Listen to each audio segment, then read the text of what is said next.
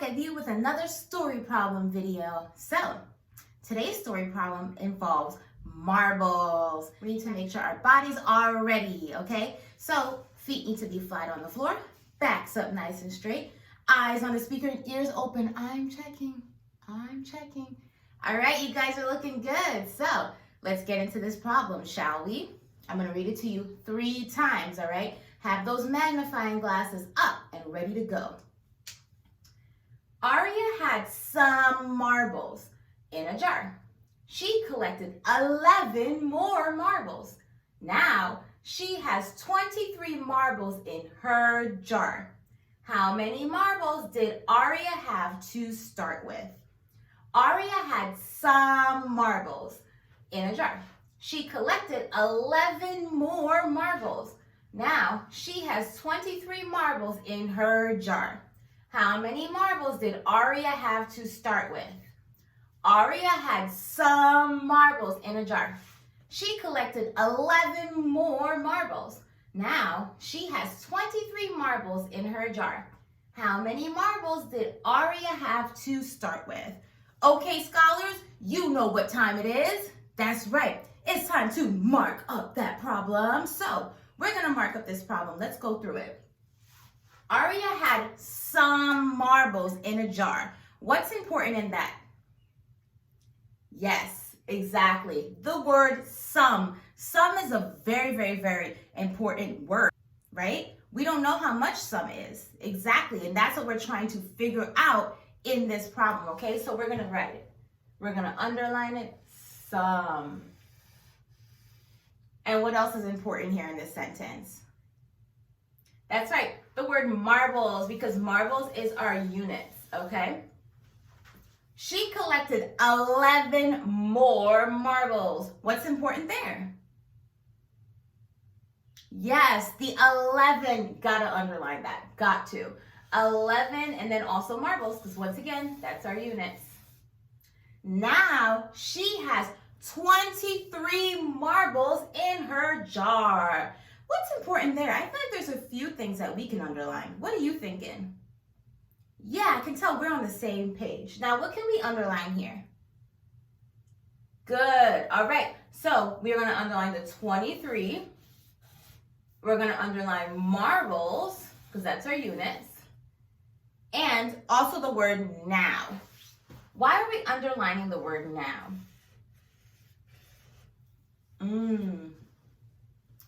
Yes, we're underlining the word now because the word now is a sign to us that they're talking about how much she has all together. So we know all together she has 23 marbles. Okay, let's keep going. How many marbles did Aria have to start with? What should I underline?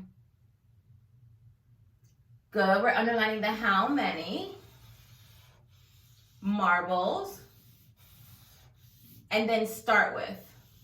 Okay, perfect. So we know how much she collected and we know how much she has. Great. So what can we do with that information? We know how much she collected and we know how much she has. That's right. We are going to start by writing our number sentence, okay? So we always go in order when we write our number sentence, right? So we have to start at the top. What important information is the first thing we are told? I'm pointing right at it. Good, the word some. So some is our unknown. What do we draw to show our unknown?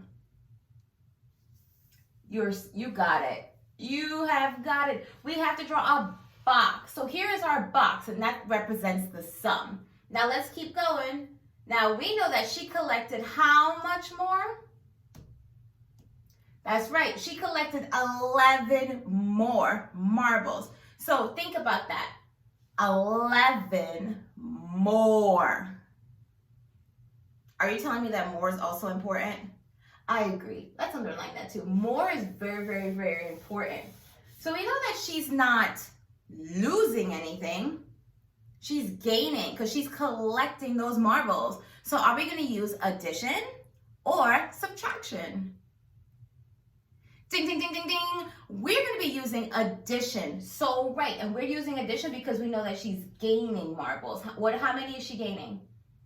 11. Yep, because she collected 11 more. So now she has 11 more than what she started with. Great. Now she has 23 marbles in her jar. 23 marbles in her jar. Now, what do I need to put here? Great, I have to put an equal sign and I have to write 23. So, right, good. So now we have our number sentence. So we have to move on to our step 2. Now, our step 2 is labeling this number sentence. Now, let's think back. Let's rewind to like a few weeks ago when we were talking about this really important idea. I'm going to show you with my hands, okay? Let me see if you remember it. You got it. It's the part plus the part equals the whole. Part plus part equal whole. So, right. So now we can apply that to this sentence here, okay? So if we know that part plus part equal whole, how should we label this? Yes, we know that this box is going to be our part, so I'm going to put a P for part. Great. Now we want to put our plus sign here. Then what's that? Good. That's another part. Part plus part equals whole. So take a look at this. We have this part, and we have this whole. Now, here's what we want to do. We want to think about the information that's given to us in this problem. So let's think about the information given to us. Now, we have a part and we have a whole. So because we know that we have a part and we have a whole, we need to think, are we going to use counting on or counting back? Now, usually we use counting on when we have our two parts together and we're trying to find the whole. We use counting on when we have our two parts and we're trying to find the whole. We use counting back when we have a part and a whole. I'll say it again. We use counting back when we have a part and we have a whole. Now let's take a look at our number sentence. What do we have here? We have a part and a whole. So then what strategy are we going to use? Good, and I see some of you going like this, counting back. Exactly, because we have a part and a whole, so that's how we're going to count back. And now we know that we always start with the larger number. And in this case, the larger number is always going to be the whole because the whole is the total, right? So we're going to start with the number. Good, we're going to start with the number 23. So we're going to write 23. Perfect. Now, we're also going to put a box around that 23. Great. Now, don't let this part trick you. We need to put a sign here, okay? Think about it. If we're counting back and we're starting with a larger number and counting back, are we going to be using addition or subtraction? We're counting back, not counting on. We're counting back. That is so right. We are going to be using subtraction because we're counting back. We're going backwards. We're not going forwards. If you're going forwards, you would use addition. You're going backwards, you use subtraction. Perfect. So now what are we going to do? Right, we're going to draw circles. How many circles? 11. Count with me. 1, 2, 3, 4, 5, 6, 7, 8, 9. Keep going. 10. So we have 10 right here. Now we're going to continue on. We just have to do how many? Good. One more. 11. Great. So now we have our 11.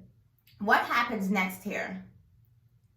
Yes, you're right. We still have to count back. We're going to start the number 23, and then we have to count back from 23. So tell me, what number comes before 23? Yup, 22. So we're going to start writing the numbers on the top, okay? 22, count for me. 21, 20, 19, good.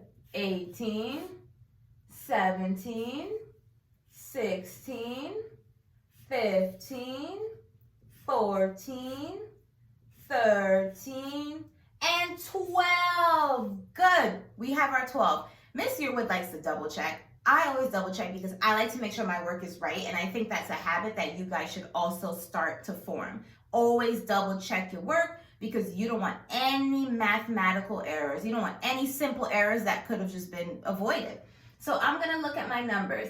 I have my 11, 1, 2, 3, 4, 5, 6, 7, 8, 9, 10, 11. Now, I start at 23, 22, 21, 20, 19, 18, 17, 16, 15, 14, 13, and 12, okay? So see, I just double checked my work and now I'm 100% sure that the answer is gonna be 12, all right? So now we need to put the 12 where?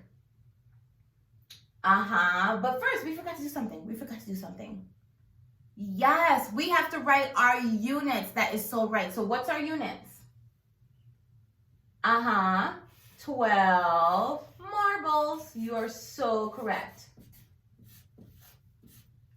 12 marbles, and you want to circle that. And then we also have to write the number 12 in here because it's a part of our number sentence. Our number sentences are not complete unless there's all the numbers there that need to be there, okay? So we have 12 plus 11 equals 23. Great job, guys. So now, you know what time it is. That's right, it's time for your story problem. Ta-da! Here's your story problem. So I'm going to read your story problem to you guys 2 times. Okay, so listen up. Bradley had some baseballs. He bought 8 more from the store. Now he has 28 baseballs. How many baseballs did he have to start with? Bradley had some baseballs. He bought 8 more from the store. Now he has 28 baseballs. How many baseballs did he have to start with? Okay, scholars. So as per usual, send in your work to your teachers. We will give you a response. And until next time, scholars, goodbye.